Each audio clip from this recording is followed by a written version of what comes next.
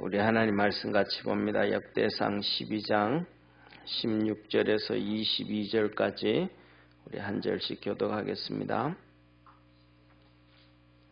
역대상 12장 16절에서 22절까지입니다.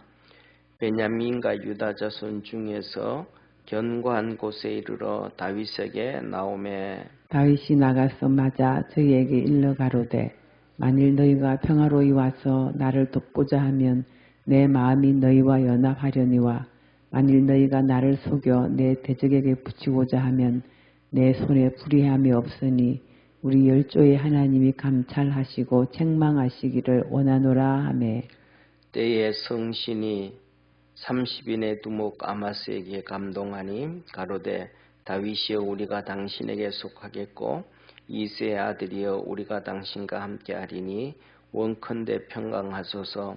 당신도 평강하고 당신을 돕는 자에게도 평강이 있을지니 이는 당신의 하나님이 당신을 도우심이니이다 한지라. 다윗이 드디어 영접하여 세워 군대 장관으로 삼았더라. 다윗이 전에 블레셋 사람과 함께 가서 사울을 치려 할 때에 므낫세 지파에서 두 사람이 다윗에게 돌아왔으나 다윗 등이 블레셋 사람을 돕지 못하였음은 블레셋 사람의 방백이 서로 의논하고 보내며 이르기를 저가 그 주 사울에게로 돌아가리니 우리 머리가 위태할까 하노라 함이라.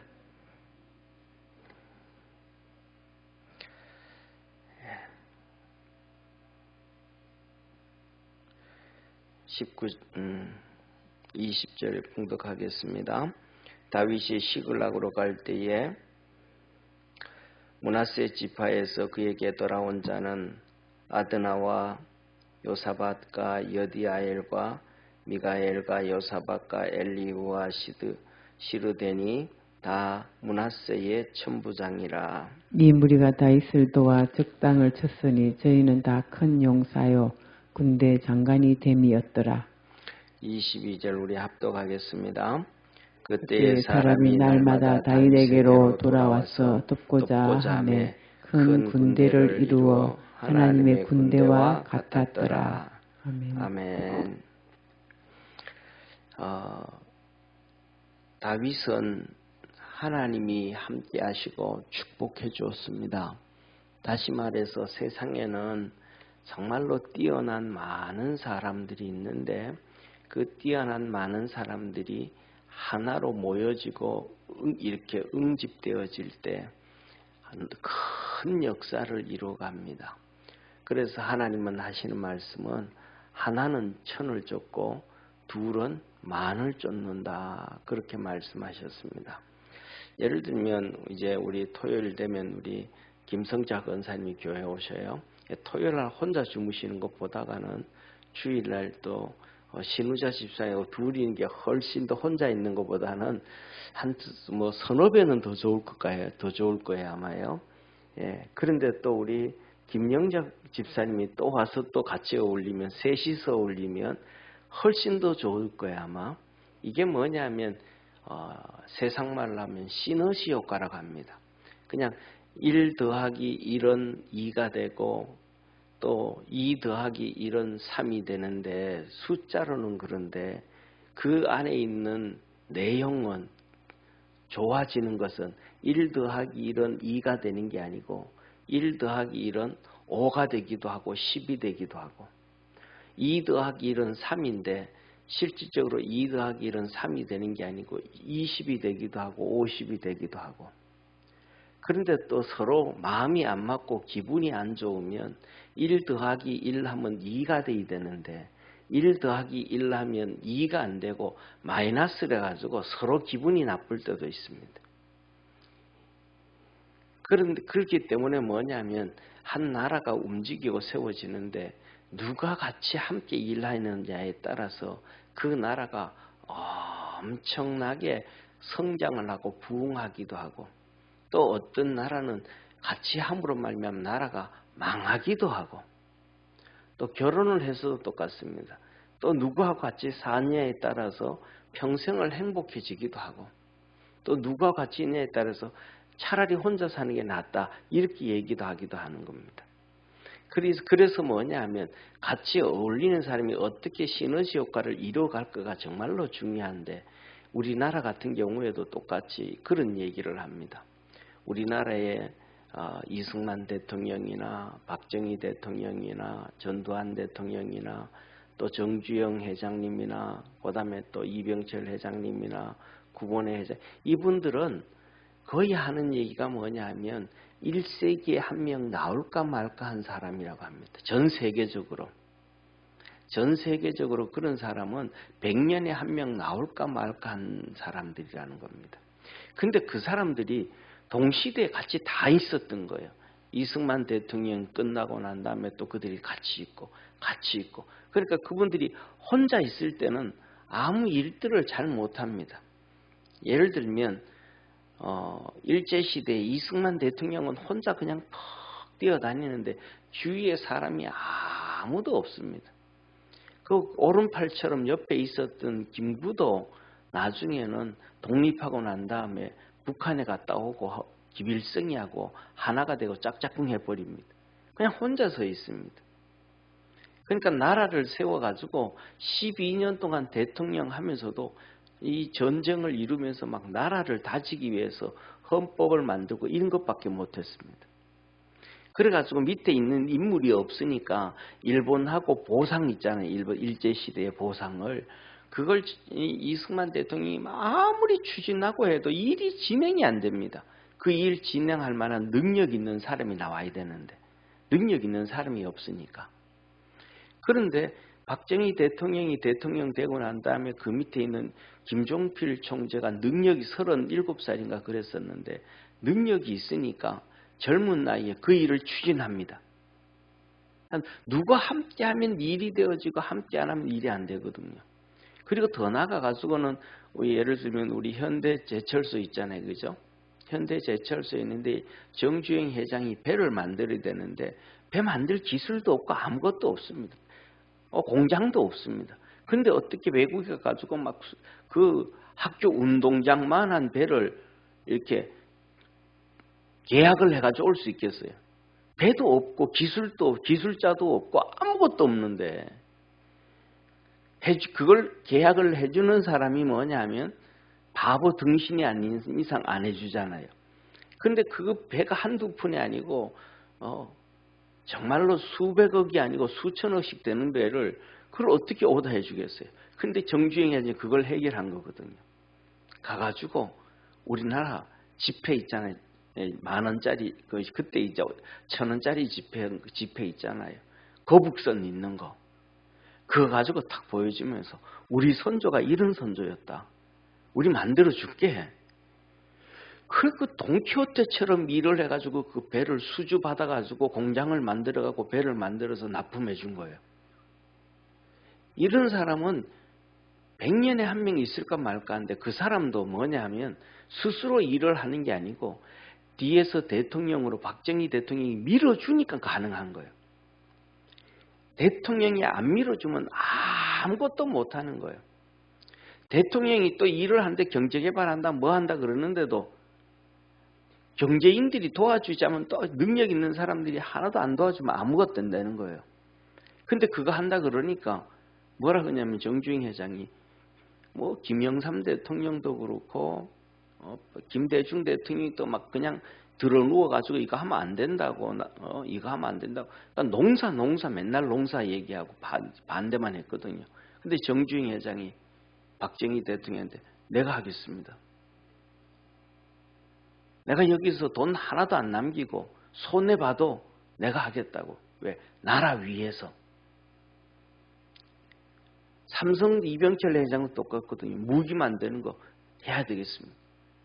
그건 뭐냐면 우리가 물건을 팔아서 국민들한테 도움을 그만큼 받고 나라에서 큰 기업을만 되도록 보호해 줬으니까 기업들도 나라에 뭔가는 기여를 해야 된다. 손해를 보면서도 무기를 만드는 연구를 하고 개발을 하거든요. 근데 그걸 이제 이재용 회장이 하나에 넘겨줬더니 그것이 하나로 묶어져 가지고 시너지 효과를 해가지고 지금 우리나라 군수산업 엄청나게 수출을 하잖아요. 이런 것들이 전부 다 뭐냐면 한 사람이 혼자 있어가지고는 되는 게 아니고 대통령하고 경제인하고 서로 도와주고 하나 되어져가 힘을 만져가니까 대한민국이 5천년 만에 이런 역사가 이루어진 거예요. 만일에 박정희 대통령이 1600년대에 태어나고 정주영 회장이 1700년대에 태어나고 그 다음에 이병철 회장이 1800년에 태어나면 아무것도 못하는 거예요. 하나님이 이렇게 하나로 이런 사람들을 하나로 모아서 같은 시대에 살아서 이루어가게 하는 것은 하나님의 엄청난 축복이고 역사임을 믿으시길 바랍니다. 우리나라 그러잖아요. 예, 누구 뭘 얘기하냐면 강개토 대왕 있잖아요. 중국 전체를 막 이렇게 정복했던 강개토 대왕 혼자 그냥 전쟁하자 하면 될까요? 안 되는 거예요. 혼자는 뭐 그냥 10,000명을 죽인다 그래도 앞에 오는 군대가 100만 명인데 어떻게 그 일을 하겠어요? 그러니까 위대한 장수들이 밑에 수십 명, 수백 명이 쫙 있으니까 그들과 함께 하니까 일이 되어지는 거거든요. 이렇게 다윗이 위대할 수 있었던 것은 그 위대한 사람들이 다윗과 이렇게 다 함께 하니까 엄청난 역사를 이루었어요. 그래가지고 22절에 뭐라 그래요? 이렇게 한번 22절 한번 같이 보겠습니다. 같이 봅니다. 같이 읽습니다. 22절 시작. 그때에 사람이 날마다 다윗에게로 돌아와서 돕고자 하며 큰 군대를 이루어 하나님의 군대와 같았더라. 뭐가 있더라는 거예요? 다윗의 군대가 하나님의 군대와 같았더라. 뭐라 그래요? 날마다 다윗에게로 돌아와서 누구가? 사람들이 자꾸 오는 거예요. 다윗은 광야에서 요새라 그래봤자 뭐 도망다니는 거기란 말이에요. 그런데 다윗이 바깥에 가 있는데 이 사람들이 자꾸 오는 거예요. 이 사람이 와서 내 도와주겠습니다. 다윗 내가 당신과 함께 하겠습니다. 내가 당신에게 충성을 다하겠습니다. 내가 당신에게 생명을 바치겠습니다. 전부 다 뭐냐 하면 자기 생각대로 안 하고 자기 방법대로 안 하고 다윗이 틀린 일을 하든 좋은 일을 하든 내가 당신 도와주겠습니다. 당신 도와주겠습니다. 하고 한마디로 말하면 신약 성경에 우리 주님 그러시잖아요. 자기를 부인하고 나를 쫓아라. 이 사람들이 뭐냐면 자기를 부인하는 거예요. 다윗이 그 광야에서 그 초라하게 있는데도 저 가면 무슨 유익이 있을까? 저 가면 내가 망한다. 사울로 안 간데 내가 죽는다. 이런 생각 안 하고 다윗 도와줘야 되겠다.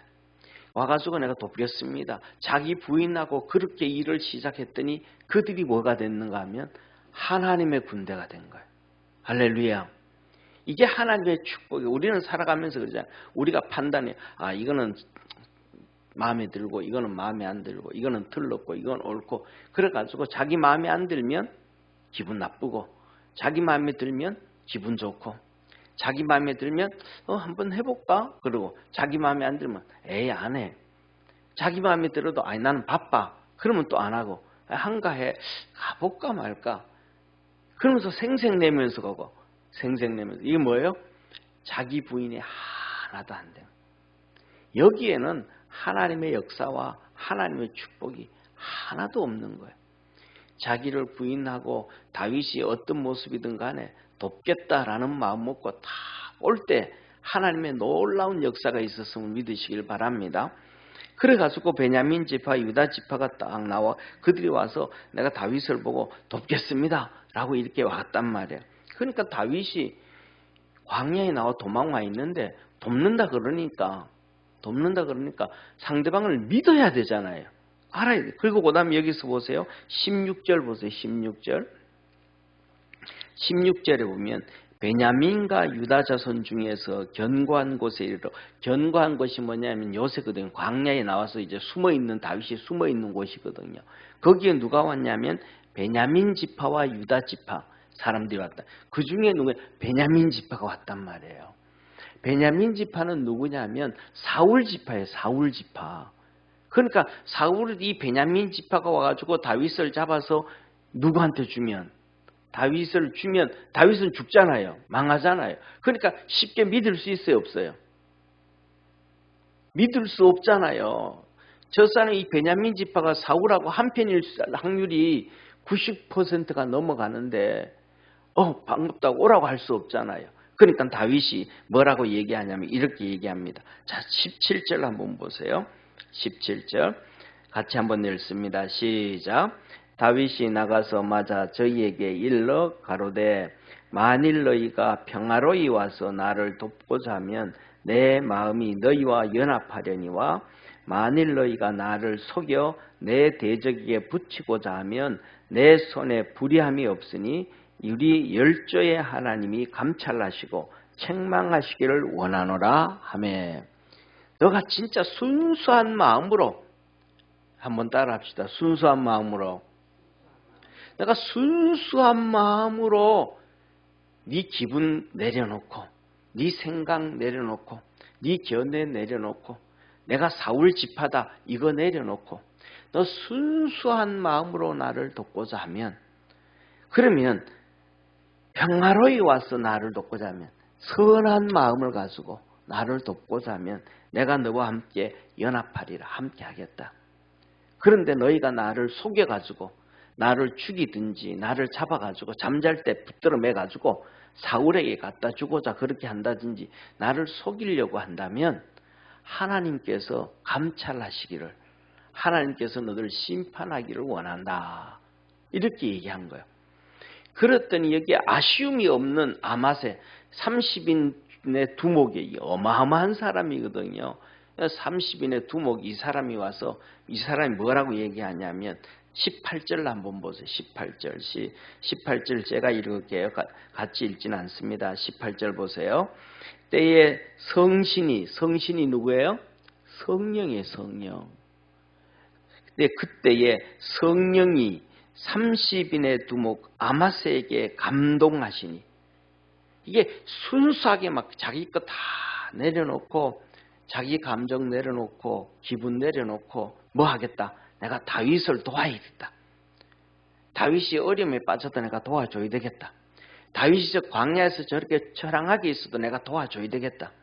이 순수한 마음을 갖고 있을 때 성령이 그에게 임하시고 감동을 주시고 축복해 주시더라. 저 우리 자신들이 부인되어져야 그 다음에 성령님이 역사하시지, 우리 자신이 부인되어지지 아니하면 성령님의 역사가 없음을 믿으시기를 바랍니다. 그대로 신약성경 사도행전에 보면 고넬료가 나오잖아요. 고넬료요. 그 순수한 마음이거든요. 순수한 마음. 그냥 그 하나님을 믿는 순수한 마음으로 이스라엘 백성을 도와주려고 그래요. 다른 모든 사람들은 이스라엘 백성을 손가락질러요. 저는 이 밖길에 하나님 믿는 백성이 어떻게 저러면 되냐, 뭐는 어떠냐, 막 전부 이래요. 그래서 그들을, 이스라엘 백성들을 뭐라 그러냐면, 이렇게 일본 사람들이 한국 사람들을 비하할 때 그 일제시대 지나가면 조선징이라고 하면서 좀 비하를 하고 했잖아요. 그런 것처럼 세상 모든 사람들이 유대인들을 비하를 해요.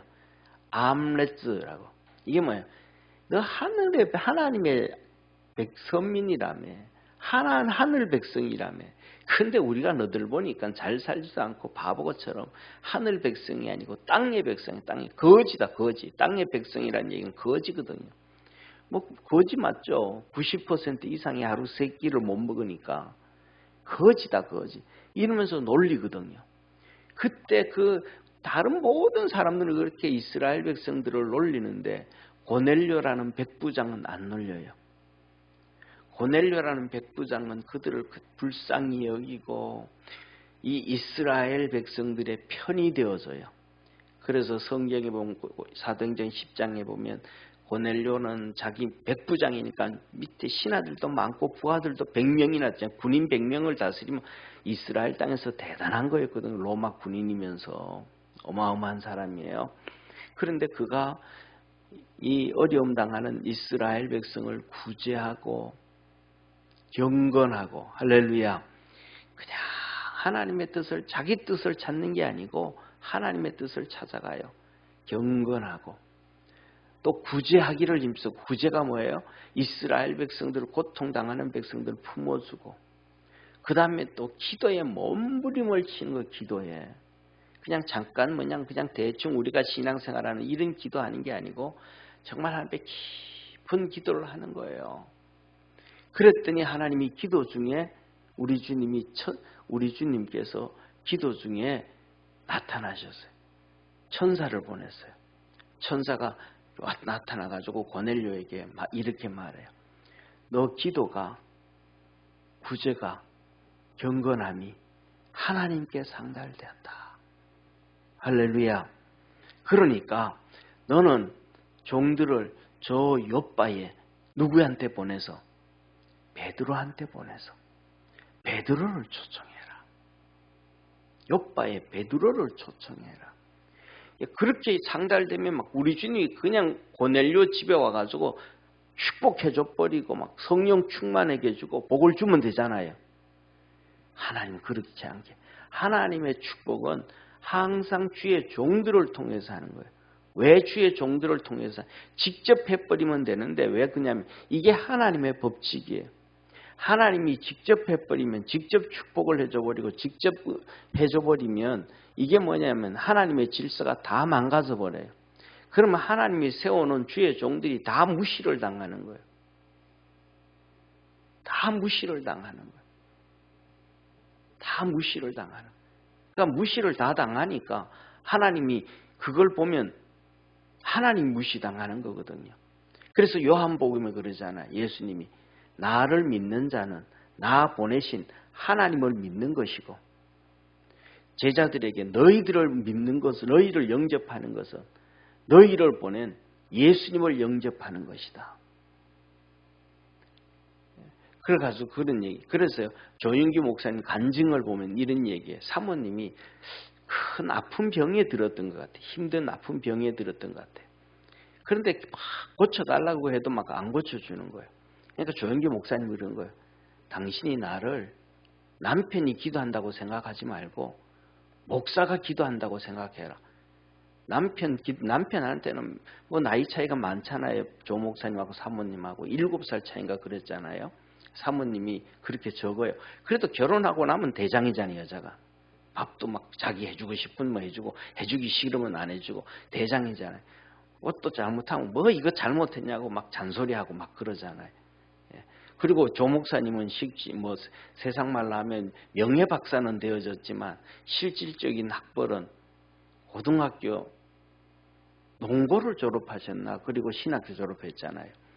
그런데 그 사모님은 이대 피아노 전공을 했잖아요. 이대 나오셨잖아요. 그 옛날에. 대단하신 분이죠. 그러니까 학벌도 차이가 나죠. 막 잔소리하고 막 하잖아요. 그러니까 그렇게 보지 말고 진짜 목사로 기도를 받아라. 그러니까 사모님 뭐라고 아니 남편한테 어떻게 그러냐고. 그러면 그러하면 당신 하나님이 응답 안 해주신다.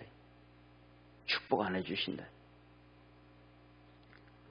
그래서 기도받고 치료가 된 거예요. 할렐루야. 이게 하나님의 질서의 방법이거든요. 이스라엘 백성들이 선지자들을 무시하고는 하나님 앞에서 복을 받을 수가 없었어요. 그래 이게 질서가 무너져 버리기 때문에 하나님이 세운 질서가 다 엉망이 되어져 버리기 때문에 하나님께서는 고넬료에게 너 종들 보내서 욥바에 베드로를 데려와라. 그래서 베드로를 데려와 가지고 베드로가 도착했을 때 이 고넬료와 그의 가족들과 거기 있는 사람들이 베드로를 사람으로 여기지 아니하고 주님처럼 여겼어요. 갈라디아 교인들을 보면 사도 바울을 예수님처럼 천사처럼 섬겼다 그래요. 바울이 자기가 직접 갈라디아서에 기록을 하고 있어요. 그래가지고 하나님의 말씀을 전하니까 그것을 듣는데 진짜 그냥 딴짓도 안 하고 아멘 아멘 하고 들었더니 하나님 말씀을 듣는 순간에 성령이 그에게 막 임해버리신 거예요.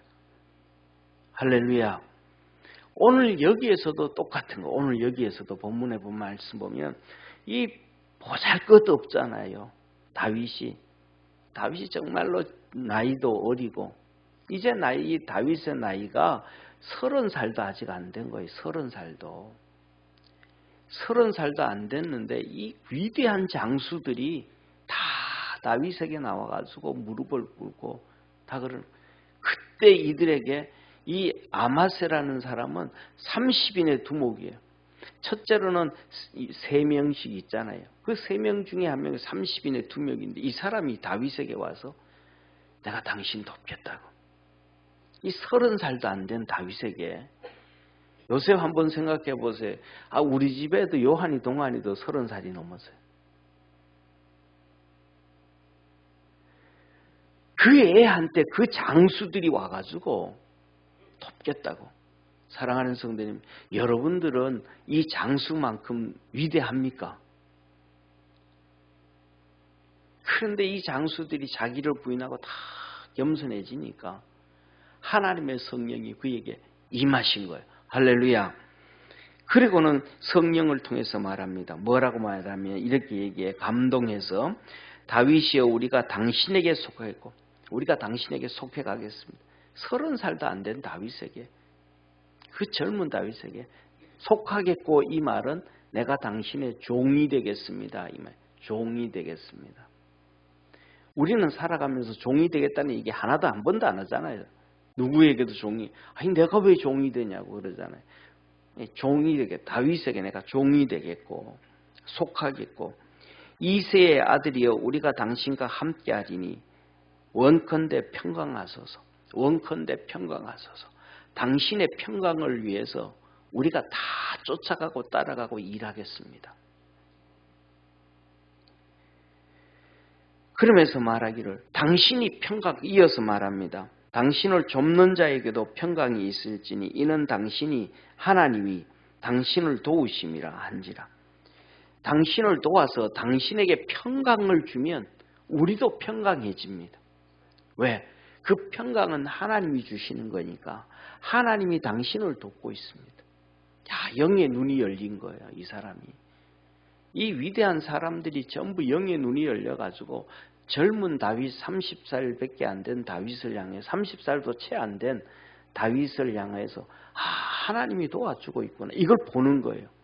그러니까 그 다윗이 광야로 나오든 어디로 나오든 내가 당신 돕겠습니다. 내가 당신 돕겠습니다. 자기가 대장이 아니고. 그 밑에 이제 다윗이 여기서 쭉 나옵니다. 블레셋 땅, 시글라 땅에 있을 때 므낫세 지파의 사람들 천부장이 쭉 이름이 나오는데, 천부장 이름들이 나오는데 이렇게 나와요. 한번 보세요. 그 밑에 천부장들의 이름들이 나오는데 아드마, 요사밧, 여디아엘, 미가엘, 또 동명이인인 이 요사밧이 또 나와요. 그리고 엘리우와 실르데가 또 나와요. 이 사람들이 몇 명이냐면 보세요. 실르데까지 보면 실르데 하나, 엘리우, 요사밧, 미가엘, 여이다엘, 요사밧, 아드나, 7명이에요. 이들이 전부 다 뭐냐면 천부장이에요. 천부장이면 이들 7명이 왔으니까 7,000명인 거예요. 7,000명. 이 사람들이 뭐 부족한 게 있어서 광야로 따라 나오겠어요? 아니요. 하나님이 하시는 일을 보는 거예요. 다윗 뒤에 있는 주님을 보시는 거예요. 우리 사랑하는 성도님, 우리가 사람을 보지 말고 그 뒤에 계신 하나님을 볼 줄 아는 축복의 성도가 되기를 축원합니다. 그래야 우리는 하나님 앞에서 겸손해질 수가 있어요. 그런데 이 사람들이 뭐라 그래요? 다 천부장이고 이들은 다 큰 용사고 이들이 전부 30살밖에 안 된 다윗을 도와서 적당들, 적군들을, 적의 두목들을 다 쳤더라. 이들을 보니까 얼마나 든든한지 하나님이 보시기에 하나님의 군대와 같았더라. 저도 우리 믿음의 성도들이 이 사람들처럼 믿음 안에 이렇게 탁 서가지고 하나님의 군대와 같았다라는 이러한 축복의 성도들이 되어지기를 주의 이름으로 축원합니다. 기도하겠습니다. 우리를 구원해 주시고 함께 하시고 축복하시는 참 좋으신 하나님 아버지, 젊은 다윗, 30도 채 안 된 다윗에게 하나님이 함께 계심을 이 사람들은 신앙으로 다 보고 광야로 나와서 다윗과 함께 합니다. 우리 믿음의 모든 성도들도 신앙의 눈이 열려서 이렇게 하나님의 역사를 이루어가는 축복의 성도들 되게 도와주옵시고 하나님의 큰 은혜와 복을 받을 수 있도록 은총 내려 주옵소서. 오늘도 한 주간 시작합니다. 한 주간 주님 도와주시고 보살펴 주시고 하늘의 은혜와 은총으로 충만케 하옵소서. 큰 구원의 역사 이루어 주시옵소서. 예수님의 이름으로 기도드립니다. 아멘. 하늘에 계신 우리 아버지여, 이름이 거룩히 여김을 받으시오며 나라에 임하옵시며 뜻이 하늘에서 이룬 것 같이 땅에서도 이루어지리이다. 오늘날 우리에게 일용할 양식을 주옵시고 우리가 우리에게 죄 지은 자를 사하여 준 것 같이 우리 죄를 사하여 주옵시고 우리를 시험에 들게 하지 마옵시고 다만 악에서 구하옵소서. 대개 나라와 권세와 영광이 아버지께 영원히 있사옵나이다. 아멘.